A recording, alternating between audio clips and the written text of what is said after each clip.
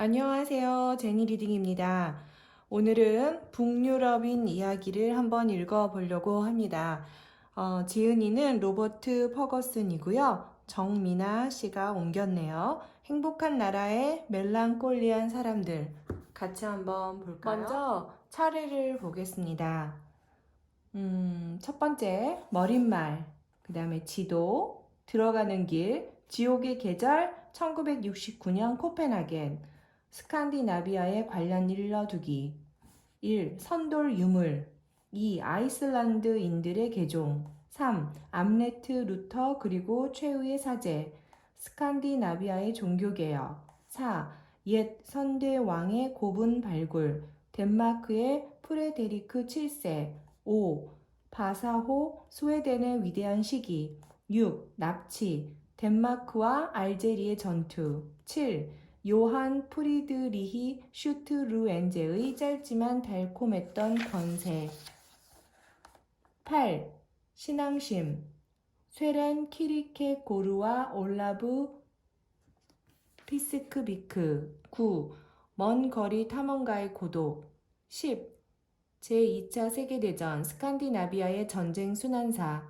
12. 스칸디나비아의 우먼 파워. 13. 다그니 유엘과 멜랑콜리의 창안. 14. 말렉산데르. 15. 오슬로 2016년. 자, 그럼 같이 한번 보겠습니다. 이전까지 오딘과 토르 같은 난폭성의 대가들을 섬기던 사람들 사이에서 고난을 겪는 그리스도는 그다지 매력이 없었다. 그래서 처음부터 포포 주교 같은 전도사들의 주안점은 그리스도의 권능과 전사적 특징이었다. 그런 까닭에 옐링스톤의 그리스도는 눈을 매섭게 부라린 채로 당장이라도 십자가에서 뛰어내려 이교도의 악마들과 싸울 듯한 태세를 보이고 있다. 사실 그리스도가 양팔을 옆으로 펼치고 있긴 하지만 어디에도 십자가의 모습은 없어서 처형을 당하는 것이 아니라 의기양양하게 팔을 펼친 것처럼 보이기도 한다. 팔과 몸은 십자가는커녕 소용돌이 모양의 장식으로 감겨 있다. 일각에서는 이 장식을 놓고 5세기부터 그리스도와 교회의 상징으로 익히 양식화되어 사용된 포도 덩굴로 추정한다. 반면 도들새김의 조각가들이 십자가를 그냥 취사 선택 가능한 배경쯤으로 여겨서 심미적인 이유로 십자가를 무시한 것이라고 추정하는 학자들도 있다. 그런가 하면 또 다른 견해의 학자들은 조각가들이 일종의 싱크레티즘 본능에 따라 기독교의 사자를 스칸디나비아의 말로 기독교의 뱀을 에시르 신족 신화 속의 세계를 에워싼 미트가르트 뱀으로 변형한 것이라고 추정한다. 19세기의 최초의 열차 객차 설계자들이 사람들이 용기를 내어 열차에 오르게 하려고 일부러 말이 끄는 마차와 비슷한 모양으로 객차를 만든 것처럼 친밀성을 활용해 기독교 수용을 유도하려 했던 것이다. 컴퓨터를 끄고 거실로 가서 소파에 편히 앉아 TV를 틀었다. 노르웨이 국영방송에서 셰익스피어의 희곡을 주제로 제작된 영국의 시리즈물이 방송 중이었다. 그때 아내는 도서전 참여차 주말 동안 베르겐에 가 있던 터라 나는 혼자 그 시리즈를 봤다. 운 좋게도 마침 햄리 편이 나오고 있었다. 진행자는 스코틀랜드의 배우 데이비드 테넌트였다. 프로그램의 진행 중간에 테넌트는 스트래퍼드 어폰의 입원으로 장소를 옮겨가서 로열 셰익스피어 극단의 무대 소품 부서를 찾아갔다. 그곳에서 무대 의상 담당자가 큼지막한 마분지 상자를 건네주자 테넌트가 상자를 열었다. 상자 안에서 나온 것은 해골이었다.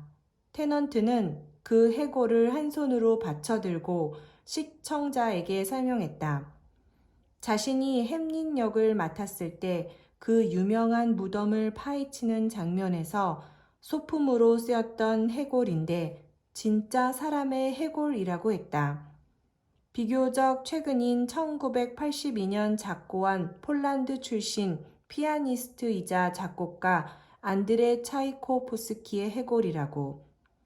차이코프스키는 46살 나이에 결장암으로 숨을 거두기 얼마 전 나중에 광대 요리개 해골로 써주면 좋겠다는 바람을 밝히며 로열 섹스피어 극단에 자신의 해골을 기증했단다.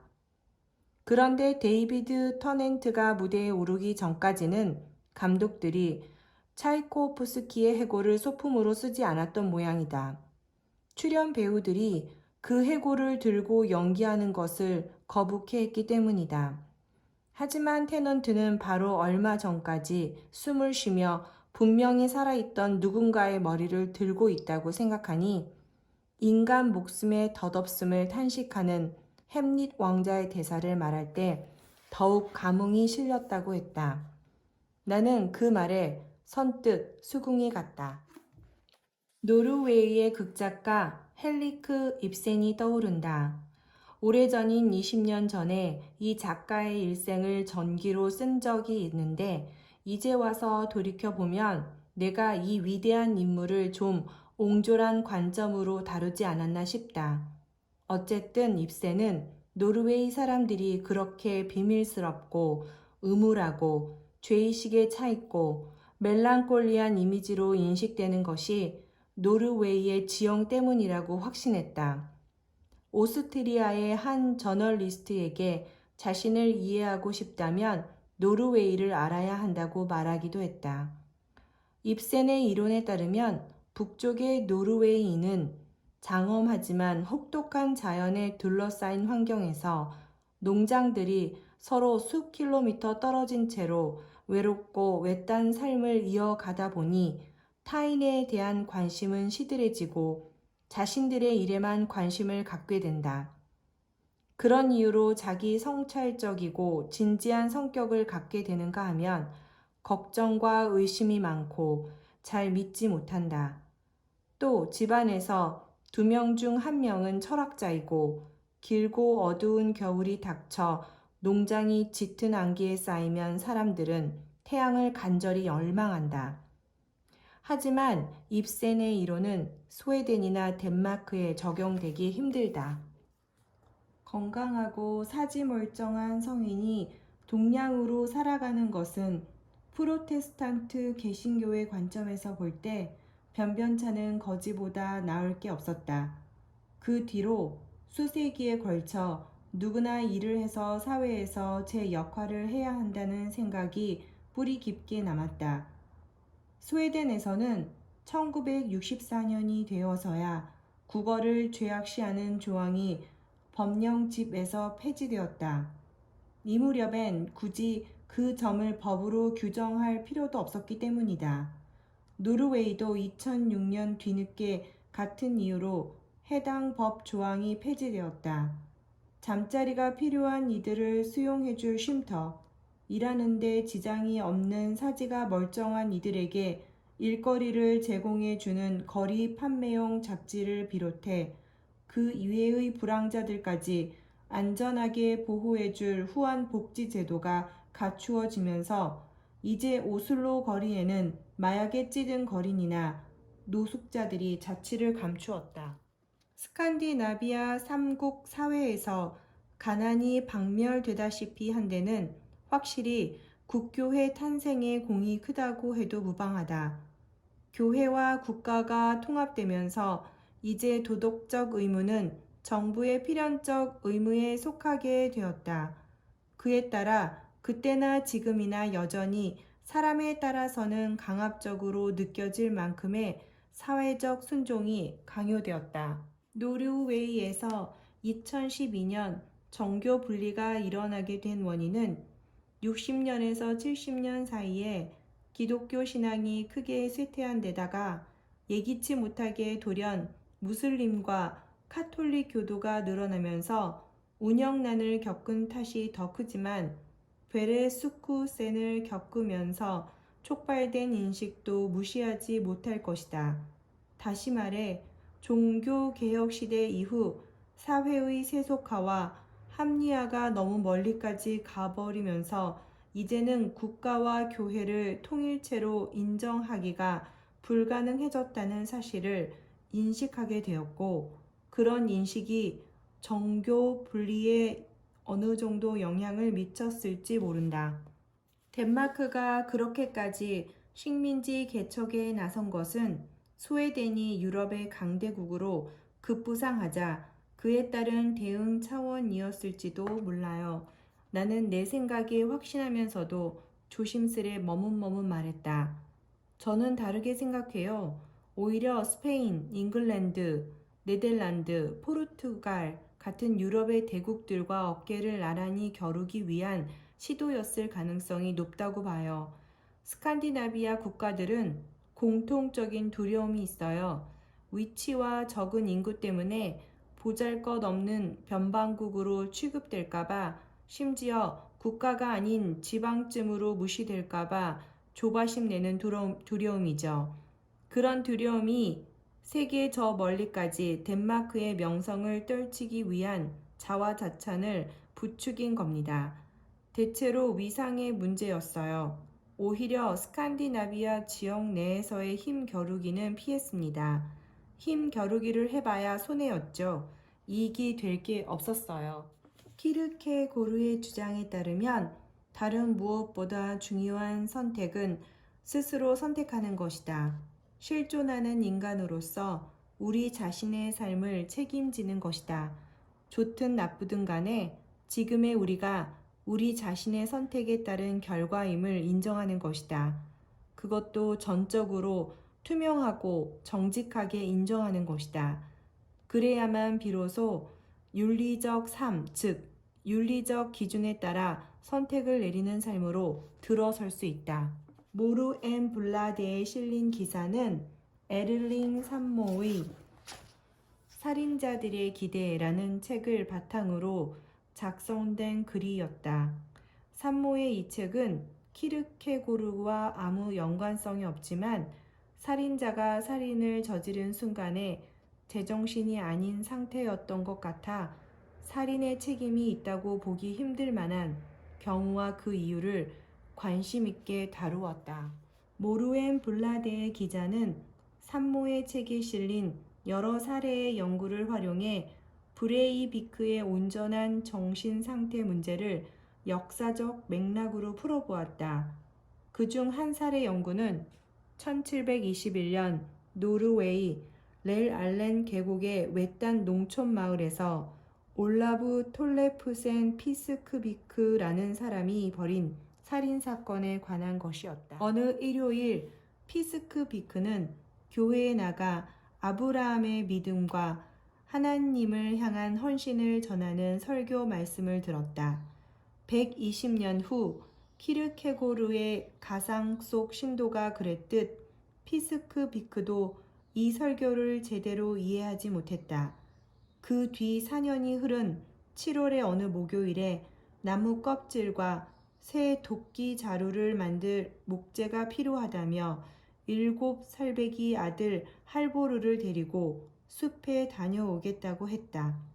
피스크비크의 아내 시리는 얼마 전에 자기가 하녀와 같이 나무 껍질을 모아왔으니 그럴 필요가 없다고 말렸다. 하지만 올라브는 그래도 다녀와야겠다며 기어코 길을 나섰고 이들 부자는 서로 손을 잡은 채 나무 숲으로 들어가게 되었다. 시리는 피스크비크의 태도가 어쩐지 마음에 걸렸다. 그래서 전 남편과의 사이에서 낳은 딸 엘리에게 그들을 뒤따라 가보라고 했다. 얼마 지나지 않아 엘리가 헐레벌떡 뛰어왔다. 잔뜩 겁에 질린 얼굴로 돌아와서는 의붓 아버지가 도끼를 휘둘러 쫓아보냈다고 말했다. 그 후 아버지와 아들은 숲 깊숙이로 더 들어갔다. 올라브는 여전히 할보르의 손을 놓지 않고 걷다가 일꾼 땅이 나오자 걸음을 멈추고 목재를 모아와 겹겹이 쌓아 올렸다.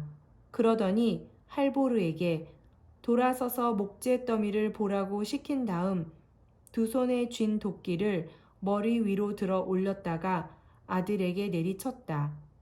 헬보르가 목재 더미로 푹 쓰러졌다. 아버지는 아들을 두 차례 더 내리쳐서 확인 사살까지 했다. 올라브는 목재를 더 쌓아 올린 후에 불을 붙이려 했지만 베어진 지 얼마 안 된 목재라 불이 잘 붙지 않자 집으로 발걸음을 돌렸다. 시리는 돌아온 남편에게 할보르는 어디에 있느냐고 물었고 올라브는 아들의 혼이 걸어서 나갔다는 둥 알 수 없는 이상한 말을 했다. 시리는 엘리에게 할보르가 길을 잃고 헤매지 않게 찾아보라고 했다. 바로 그 순간 올라브가 아내에게 두 팔을 벌리며 사실대로 털어놓았다. 이제 하느님이 우리를 어여삐 봐주실 거요. 이제 우리도 하나님의 자식들이요. 그는 하느님이 어여삐 여김을 받고 싶으면 할보르를 제물로 바치라고 명했다고 말했다. 한 여인 에르트 루드는 가만히 듣고 있다가 하느님이 그런 명을 내리실 리가 없다고 한 소리 했다. 그제야 피스크 비크는 자신이 무슨 짓을 저질렀는지 깨달았다. 그는 죽고 싶다고 자책하며 순순히 시신이 있는 위치를 말해주었다. 에르트 루드는 시리에게 직접 가서 보면 견딜 수 없을 테니 집에 있으라고 말린 후 자신이 가서 검게 글린 목재 더미 위에 쓰러져 있는 그 작은 몸을 들고 농장으로 데려왔다. 1721년에는 정신균형이 불안정한 상태에서 저지른 살인은 정상 참작의 여지가 있다는 개념이 아직 나오지도 않았을 때다. 살인에 대한 형벌은 따지고 말 것도 없이 사형이었다. 그런데 이 사건의 경우 이례적인 일이 일어났다. 렌 알렌의 집행관이 피스크 비크를 잘 아는 마을 사람들을 만나 이야기를 들어본 것이다. 들어보니 피스크 비크가 종종 정신 나간 사람처럼 계곡 주변을 어슬렁거리고 다니면서 섬찟한 행동으로 사람들을 겁먹게 할 때가 있었다고 했다. 이런 정신 상태에 빠지면 마을 사람들은 피스크 비크의 아버지와 형제들에게 연락을 넣어 그의 정신이 되돌아올 때까지 아크레의 아버지 농장에 있는 광에 갇혀 있도록 조치를 취했다. 집행관은 모든 얘기를 듣고 난 후에야 판결을 공표했다. 그는 피스크 비크에게 사형을 내리지 않았다. 그 대신 남은 평생 친척들의 감시를 받으며 갇혀 지낼 것을 명령했다. 그리고 그 감금 책임은 피스크 비크의 친가가 맡도록 명했다. 그의 아내는 농장에서 남편을 감금해 놓고 부양시킬 만한 경제적 형편이 못되고 힘에서도 남편에게 밀리는 데다 자기 아들을 죽인 살인자를 평생토록 보고 산다는 것은 견디기 힘든 짐이 되리라고 판단하여 내린 결정이었다. 그리고 판결대로 일이 처리되어 피스크 비크는 1751년 숨을 거둘 때까지 아버지의 농장에서 갇혀 살았다. 말하자면 지역사회 안에서의 보호 조치를 받은 것이었다. 그것 외에 달리 표현할 말이 있을까? 판결 이야기를 읽으면서 든 생각은 지독히 난감한 상황 속에서도 비범하면서 심지어 스칸디나비아 특유의 특징이 돋보이는 해결책이라는 느낌이었다. 그 당시의 영국 재판관은 그런 해결책을 내놓지 못했을 것이다. 스틀의 이혼의 다음 휴식 시간 동안 밖에 나와 앉아서 애실에게도 그 상황을 대략 들려주며 그렇게 얘기했다. 애실은 내가 스칸디나비아 사회를 이상화하는 경향이 있다고 생각해서 이따금 그런 환상을 치료해 주는 것이 자신의 임무인 양 얘기하곤 했다. 그 점을 잘 알았던 나는 피스크 비크에 대한 관대한 처벌 쪽으로 초점을 맞추고 싶지는 않았지만 노르웨이, 덴마크, 스웨덴이 영국보다 수십 년 앞서서 사형을 전면 폐지한 사실이 매우 놀랍다는 얘기를 꺼내며 그를 자극했다. 영국에서 여성의 마지막 교수형 처분은 1955년에 루스 앨리스였어. 스웨덴에서는 1890년을 끝으로 여성의 교수형 처분이 중단되었지. 그 마지막 교수형의 대상은 아들을 너무 사랑해서 아들의 아내를 죽인 안나 몬스도테르였어. 이것 좀 봐봐. 나는 스마트폰을 꺼내 그녀의 사형 집행 1, 2분 전에 몰래 찍힌 유명한 사진을 보여주었다. 안나가 사제 옆에 서서 자신의 오른편에 있는 키 큰 사형 집행관을 힐끗 쳐다보는 모습이다. 그리고 스웨덴에서 남성의 마지막 사형 집행은 1910년 알프레드 안데르였어. 무장 강도로 침입했다가 살인을 저지른 죄였지. 덴마크에서는 마지막 사법 살인이 1892년이었고 노르웨이는 그보다도 앞선 1876년 사형 집행을 중단했어. 안드레와 노벨이 참석한 어느 만찬 파티에서 한 손님이 이전의 모임에서 노벨이 언급했던 프로젝트를 화제로 꺼냈다고 한다. 어떤 기묘한 이유로 파리의 대로변에 자리한 여러 채의 집을 구매하려는 프로젝트에 대한 얘기였다. 손님은 노벨에게 그 기묘한 프로젝트가 진전이 좀 있느냐고 물었다. 노벨은 아무 진전이 없다고 대답하며 이런 얘기를 했다.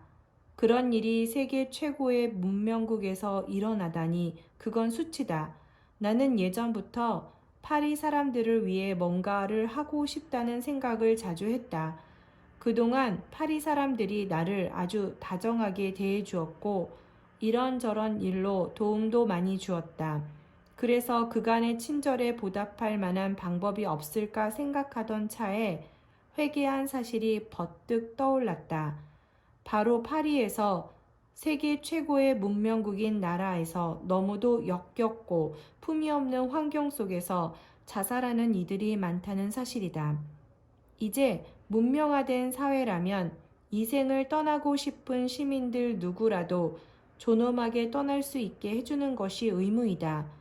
어느 초라한 골목에서 목을 베어 자살하지 않도록 센 강에 몸을 던져 같은 시민들이 이용하는 물을 오염시키지 않도록 노벨은 이런 문제를 오래 전부터 생각해 왔다고 말했다. 그러던 중 그의 구상에 2명의 지인인 건축가와 의사가 동참하면서 구체적인 계획에 돌입하게 되었다. 그가 사람들의 흥미를 크게 끌 거라고 장담하면서 성공하면 세계의 다른 곳에 영감을 줄 수도 있다며 제안한 계획은 이랬다. 파리의 중심가 대로변에 아담하면서도 운치 있는 저택 여러 채를 짓고 자살을 희망하는 사람이라면 누구든 묻게 해주어 기분 좋고 고통 없는 방법으로 자살하는 데 필요한 지원을 해주며 자신의 시신이 정중히 처리되고 유언이 제대로 지켜지리라는 확신을 품은 채 임종을 맞도록 의학 전문가만이 아니라 법 전문가들까지 대비시키는 것이다.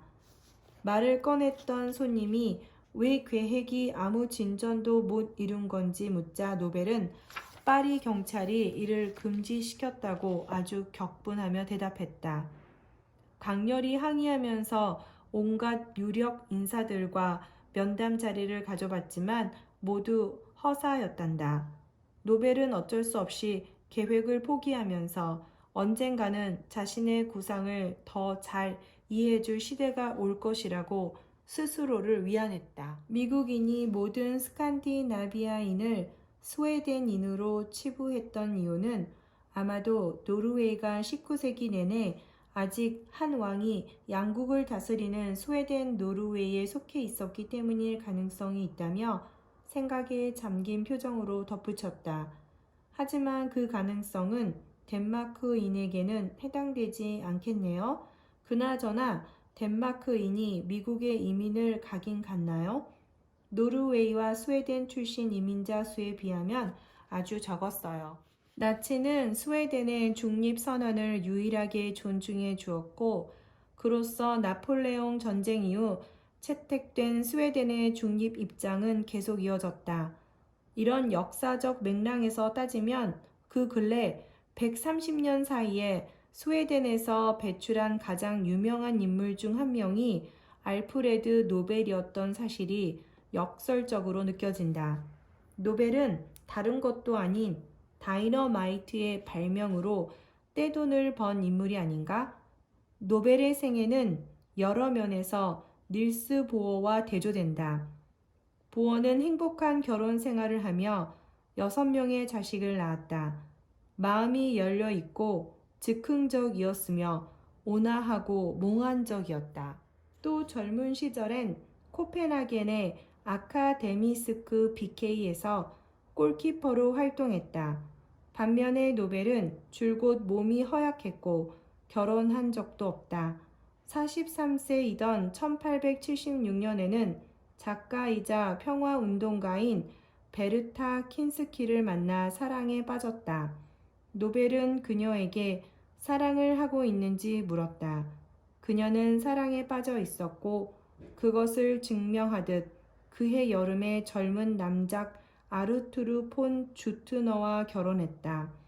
같은 해 가을에 노벨은 23살 연하인 상점 점원 조피 헤스에게 빠져 오랜 기간 순종적인 물주 노릇을 했다. 절대 금주주의자의 담배도 피우지 않고 스웨덴의 한 전기 작가에 따르면 웃는 모습을 보인 적도 없었던 노벨은 언젠가 스스로를 반쪽 삶을 사는 가련한 존재로 술회하기도 했다. 그는 산채로 묻히는 것을 두려워했다. 유언장 마지막 단락에도 자신의 사후에 정맥을 절개해 달라고 당부하며 절개를 마치면 실력 있는 의사들에게 확실한 사망 확인을 받은 후에 화장장이라는 곳에서 화장해 달라라고 남길 정도였다. 노벨의 유언장은 조피 헤스의 유산을 남기는 대목도 있었지만 가장 잘 알려진 대목은 막대한 금액을 노벨상 설립기금으로 남기는 내용이었다. 노벨상 가운데 가장 영예로운 상으로 여겨지는 평화상을 특별히 언급해 놓아 오랜 세월에 걸쳐 많은 이들이 노벨상 설립의 진위를 파악하는 데 애를 먹었다. 그것이 박애주의의 의사 표시인지 전쟁에서 한꺼번에 수많은 목숨을 앗아가는 훨씬 더 효율적인 수단을 연구하느라 평생을 바치며 재물을 쌓은 것에 양심의 가책을 느껴서인지 구분하기 힘들게 했다.